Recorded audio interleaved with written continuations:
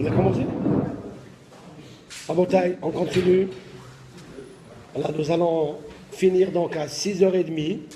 Baruch Hashem. Il nous reste presque 20 minutes.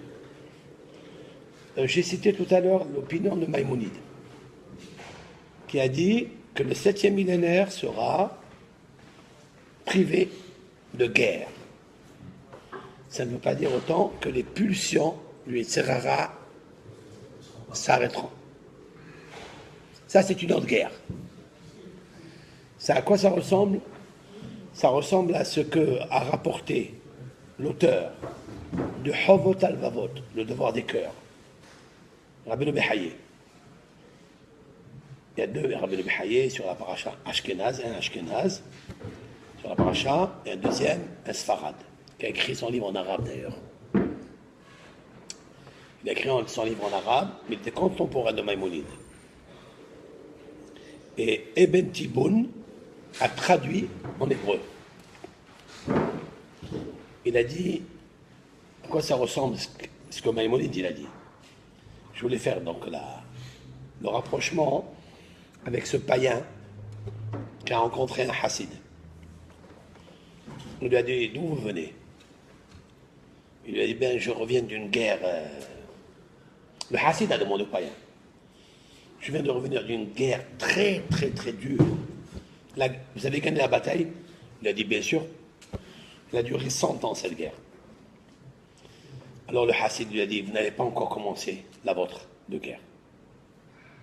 Les guerres contre le physique, les soldats, le fort contre le faible, ou l'astucieux contre l'imbécile, c'est une guerre qui se termine.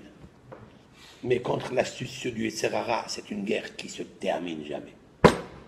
Cette guerre-là, elle est très difficile. À quel moment dit Maïmonide qu'elle va s'arrêter? Lorsque 40 ans après la construction du 3e temple.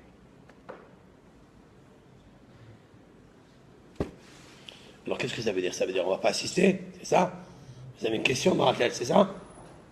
Il faut savoir qu'il n'y a aucun homme dans ce monde qui quitte ce monde. Aucun. Il n'y a aucune personne. On a perdu des proches, le père, la mère, etc. Vous croyez qu'ils sont partis où? Où ils sont partis, d'après vous? Ils sont revenus ici. Qu'est-ce qui dit une parole comme ça? Le roi Shlomo Amelech dans l'Ecclésiaste. J'explique. Le roi Shlomo a dit une génération qui part, une génération qui vient, et la terre demeure à jamais. Qu'est-ce que ça veut dire? Qu'est-ce qu'il nous a appris le roi Shlomo dans ça? Il est censé de nous dire des choses tellement sages. Ici, a priori, est-ce qu'il a dit une génération qui part? C'est vrai. Vous allez à la mairie, n'importe quelle mairie, vous avez 2 secrétaires, une qui signe les décès et une qui signe les naissances. Une génération qui part, une génération qui vient. Et que la terre, elle est là, c'est vrai. Shlomo Amelech, il a besoin de m'apprendre ça. Belle question. C'est pas ma question, moi, c'est la question du Zohar. Le Zohar à Kadosh. Rabbi Shimon Bar Yochai demande.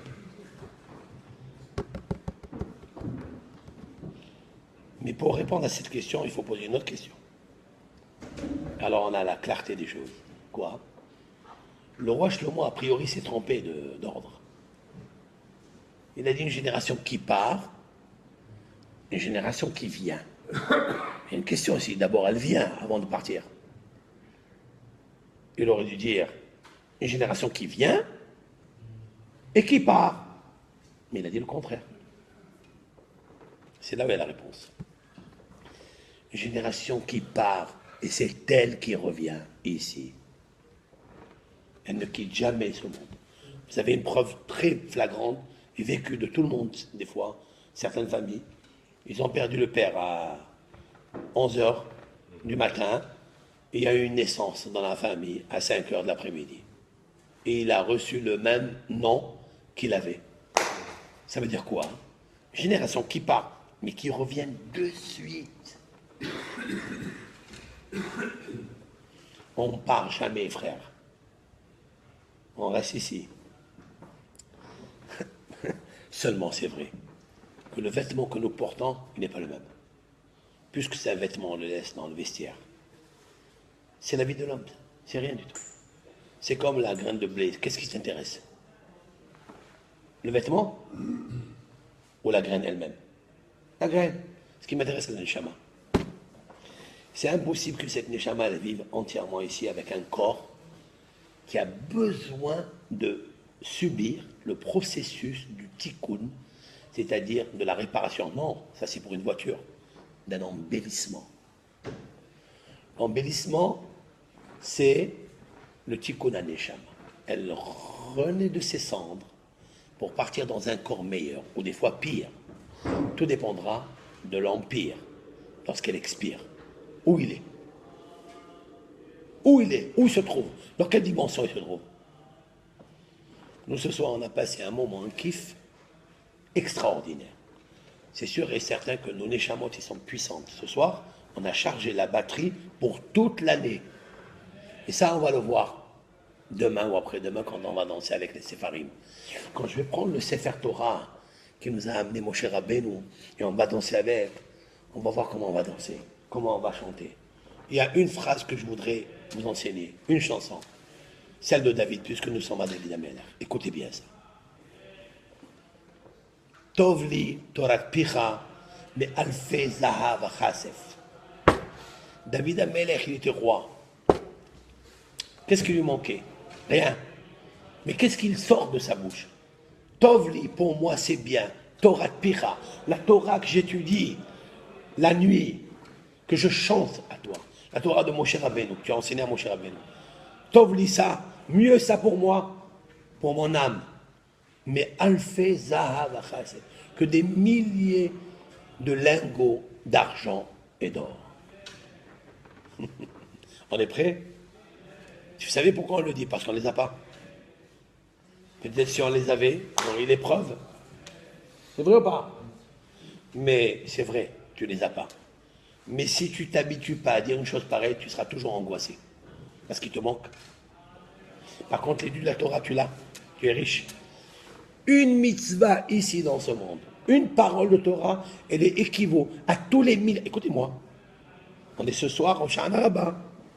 Je vous le dis à tous ceux qui nous écoutent. Une parole de Torah, tu dis une. D'accord? En une seconde, tu l'as dit. 2 secondes, 3 secondes, 4 secondes. On a étudié toute la nuit, 6 heures, 7 heures. C'est mieux que les milliards qui sont cumulés depuis la naissance du monde jusqu'à la fin des temps. Vous savez ce que c'est? C'est mieux. Parce que David Amelech, il ne va pas me mentir. Lui, il les a possédés ou pas? Nous, on ne les a pas possédés, mais lui, il les a. Ça me suffit d'être mon exemple. C'est mon exemple. Moshe Rabbeinu, dites-moi. On a pesé son pesant d'or. Combien il avait de milliards? Combien il a de... C'est pas le bonheur, ça. Celui qui les a, que Hachem lui a donné, tant mieux. Mais il fait quoi avec? Il les garde? Il les conserve? Il est marqué à propos de celui qui est riche et qui ne fait rien avec. Le roi Shlomo a dit quelque chose d'extraordinaire dans l'Ecclésiaste. Ra'iti hola ra'a tahat hashemesh. J'ai vu une maladie mauvaise. Maladie mauvaise? Mais toutes les maladies sont mauvaises. Mais il y a une maladie qui est mauvaise, c'est-à-dire incurable. Quoi? Rocher, la richesse, chamour, garder les béalav à son propriétaire, les ra'ato pour son mal. Vous avez compris? Une maladie incurable. La richesse, il ne fait rien avec. Il y avait une fois un homme, il est rentré dans une ville, Ils voulaient récolter de l'argent pour les pauvres. Et ils lui ont indiqué une adresse d'un riche, mais il ne donne rien. Moshe Rabbeinu, il a réussi à sortir de l'eau d'un rocher. Celui-là, même pas une goutte de rien du tout, il peut sortir. Alors le monsieur, il a dit, laissez-moi aller chez lui, dites-moi où est l'adresse. Il a dit, monsieur, vous allez vous déranger pour rien. Il va rien, que dalle, non, rien. Ok. Il a dit, dites-moi quand même, je vais aller. Cette personne, elle reçoit toujours. Il vous sert un thé, hein, mais il ne vous donne rien. Ce monsieur, le rave, il va chez, il frappe à la porte, il lui sort, il dit, monsieur, oui. Avant de lui dire quelque chose, le rave lui dit, je suis venu vous souhaiter Refoua Shelema. Refoua Shelema, mais je ne suis pas malade.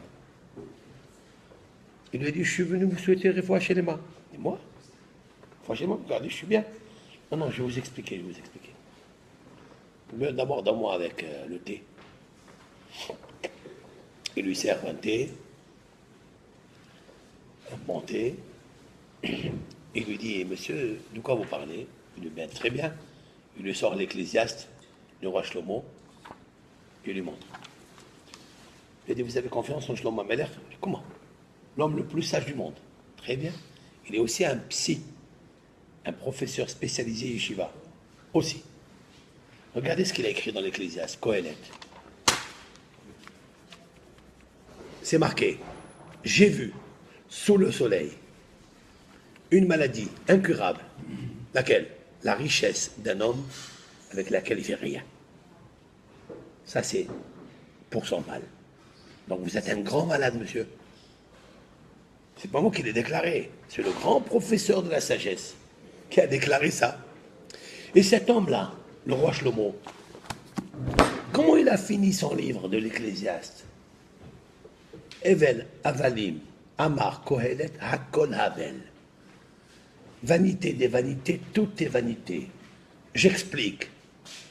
Vanité au passé, vanité au présent, tout est vanité au futur aussi. Il était riche, Shlomo, pas? Il parle de lui? Pas du tout. Il parle de celui qui est vraiment malade.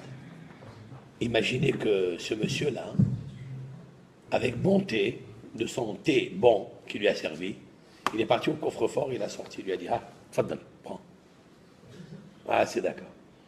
Il a dit, ce rave, Moshe Rabbeinu, il a sorti du rocher, de l'eau. Moi, j'ai sorti d'un rocher, comme ça, un rocher en chocolat, j'ai sorti des sous. Tu peux sortir des sous d'un rocher, toi? Seulement, il faut savoir faire et le faire savoir. Maintenant, ça c'est Maïmonide. Maintenant, Nahmanide, lui, il pense autre chose. Lui, il dit l'extinction totale des pulsions. Complètement. Le Yetzer Hara va être égorgé. Cela veut dire qu'on n'aura aucune envie de faire le péché. C'est-à-dire la combinaison qu'on va recevoir, elle va être tellement modifiée. On dirait une cosmonaute, on dirait quelqu'un qui va dans la Lune, est complètement détaché avec cette combinaison, tellement il va y avoir ce qu'on appelle la purification de l'air messianique. Pas l'air AIR. Hein? AIR. Non, l'air ER. Messianique. Tellement que ça va être purifié que tu peux comprendre comment un loup il va vivre avec une chèvre. Pourquoi tu crois que c'est possible ça si tu es cartésien? Si il vit avec une chèvre, c'est que les pulsions vont changer. Est-ce que ça existe ça? Qu'un lion, il peut, quand il voit une petite chèvre, il peut la laisser tranquille? Ça existe? Hein? Bien sûr, ça existe. Où? Sur YouTube. Tu l'as vu? Non, non, non, non, non, non, non. J'en parle ici qui ne vivent pas ensemble. Ça existe? Ben, je te fais montrer 10 cassettes, 10 vidéos sur YouTube. Tu peux aller le voir. C'est incroyable. C'est un lion qui protège une petite chèvre. Et tous les hyènes sont autour. Hein? Dans le YouTube. Dans les vidéos que les goyim ils ont envoyées. La vidéo, elle est tournée où? Dans les jungles, dans l'Afrique. C'est incroyable. Ce sont les safaris là qui arrivent avec des gros camions là. Et qui regardent la nature. Ils te montrent quelque chose de merveilleux. Et moi, c'était un signe de Mashiach Tzidkenu, ça. Comment un lion, il protège une chèvre? Ça va pas? C'est incroyable. Et ouais, c'est vrai. Ça veut dire qu'il a perdu ses pulsions? Oui. Il a eu la pitié. Eh bien, ça va arriver comme ça. On va avoir le cœur où ça va s'accomplir une prophétie de Moshe Rabbeinu dans la Torah. Venatan lecha rahamim verihamcha virbecha ka'ashen nishba la'avotecha. J'explique. L'Éternel te donnera la miséricorde. Ça ne suffit pas. Parce que des fois, avec la miséricorde, on ne fait rien du tout. Hein? Parce que quand on voit des fois des gens avec une corde misère, qui n'ont pas de quoi finir la fin du mois, alors ben, on n'a pas la miséricorde. C'est vrai ou pas? Eh bien, Hachem, il te dira, Benatan lecha rahamim, verihamecha. Et tu vas déployer, tu vas employer la rahmanout que tu as dans ton cœur. Vous comprenez? C'est incroyable. 7 ans-là, il ne faut pas attendre le Mashiach, il faut le vivre maintenant. Il faut commencer à le vivre maintenant. Les nations qui nous écoutent et qui nous voient, toutes ces nations-là, je ne parlais pas des nations qu'on vit avec eux. Chaque fois que je parle des nations, c'est les idolâtres.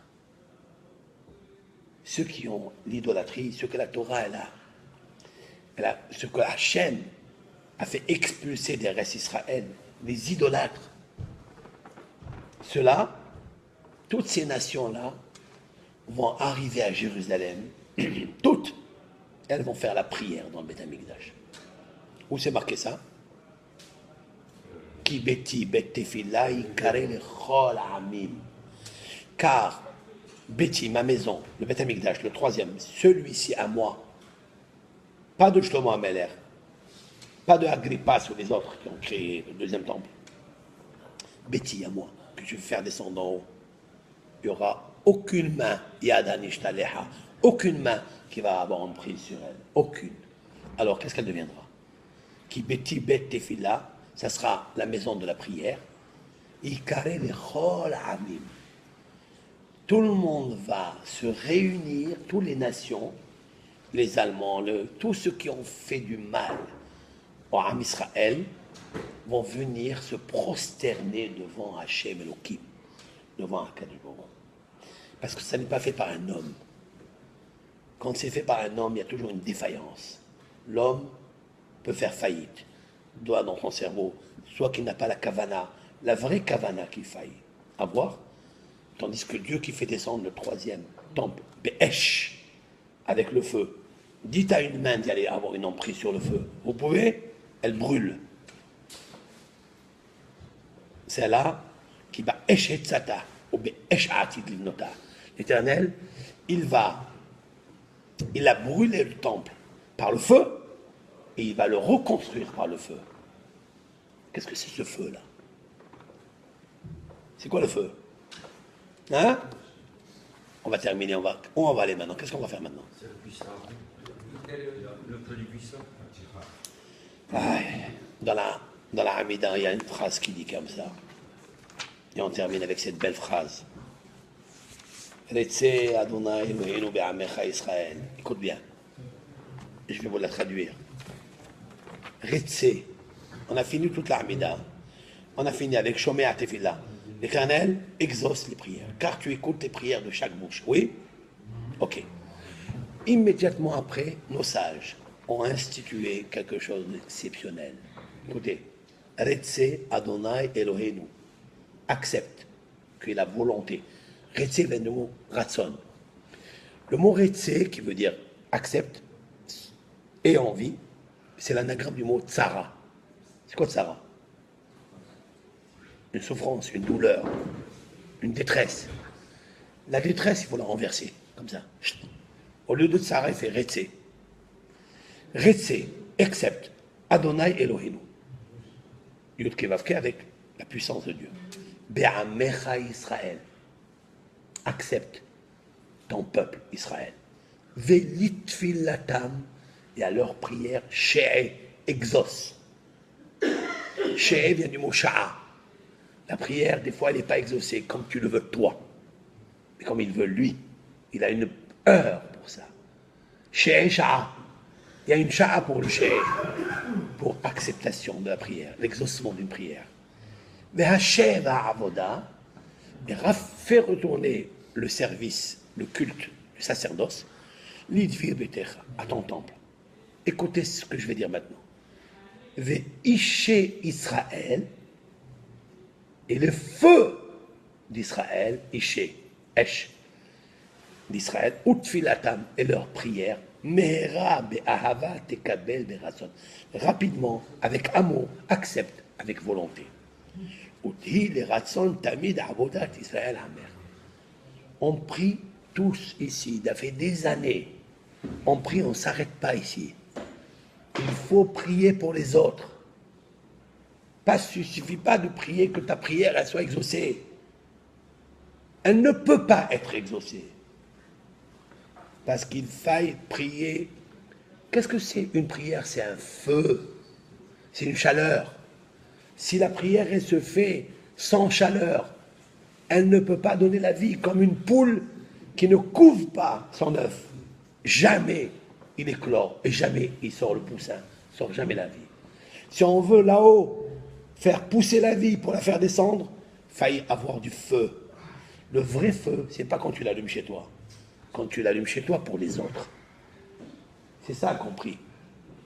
Et tout de suite après, et à toi, Hachem, par ta miséricorde, aie pitié de nous, accepte-nous, et ramène-nous à Jérusalem pour créer Jérusalem. Baruch ata Hachem hamahazir shechinato et Tzion. Et là, je tiens à vous dire un dikdouk. Mahazir, c'est pas mahazir.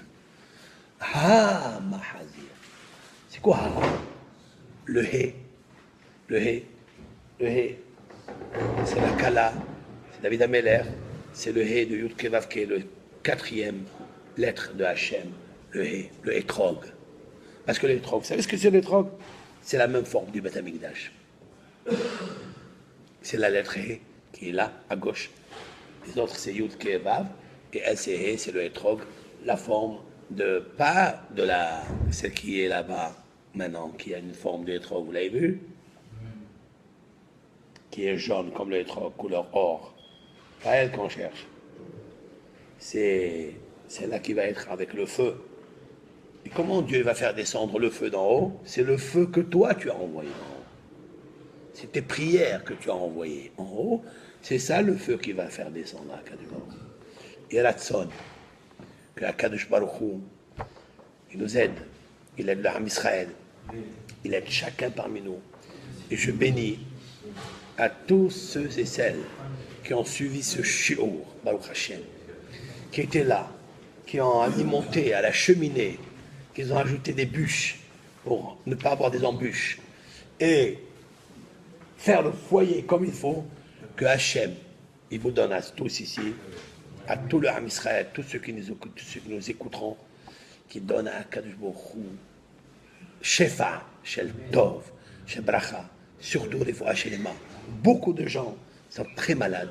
Hachem Yitbarach, il leur envoie le feu de la Refoura, c'est-à-dire le feu de l'ambiance chaleureuse, pas le feu qui dévore, le vrai feu du Ratzon, du Tzinor, du Nosser.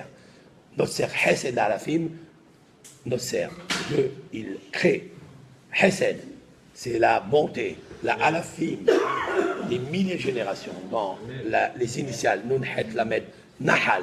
Nahal, c'est quoi? C'est un fleuve. C'est ce fleuve de bonté qui fait descendre avec la Refoua, avec les 22 lettres de l'alphabet. Sha'ar Ora, Sha'ar Bracha, Sha'ar Refoua, Sha'ar Teshuva, etc. pour le Ham Israël.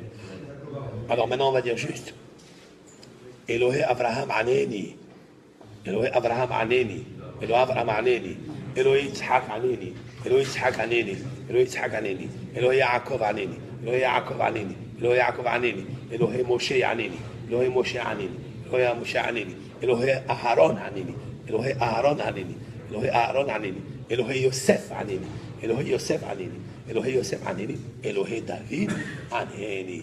ואת צמח דוד עבדך מהרה תצמיח ומהרה בימינו. Fait rayonner le couronnement de David Amelech, Be'ezrat Hashem. Seulement pour ça, il faut avoir Hatzlaha. Donc Tzemach, c'est l'anagramme du mot Metzah, c'est-à-dire le front, qu'il soit un front de Parnassa, un front, tout le Matzlaha, comme la valeur numérique Hatzlaha, Metzah 138, comme la valeur numérique Hatzlaha, qui est l'Hatzlaha dans tout ce qu'on fait Be'ezrat Hashem. Chol Am Israël.